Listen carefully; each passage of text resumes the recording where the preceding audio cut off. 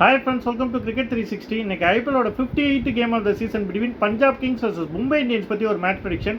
இது வரைக்கும் 57 கேம்ஸில் நம்ம 26 கரெக்டாக ப்ரெடிக்ட் பண்ணியிருக்கோம், 29 தப்பாக ப்ரெடிக்ட் பண்ணியிருக்கோம். ஒரு கேம் நோ ரிசல்ட், இன்னொரு கேம் நம்ம அப்லோட் பண்ண முடியல. இந்த கேம் எங்கே நடக்குதுன்னு பார்த்தீங்கன்னா தர்மசாலாவில். இந்த விக்கெட் ஜென்ரலி ஃப்ளாட் ட்ராக்காக இருக்கும், பேசஸ்க்கு கொஞ்சம் சாதகமாக இருக்கும்.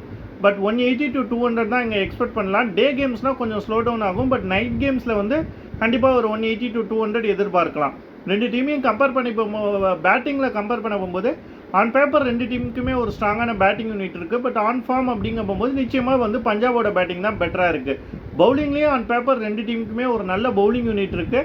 பட் ஆன் ஃபார்முங்க போகும்போது ஒரு ஸ்லைட் எட்ஜி பஞ்சாபுக்கு இருக்குது.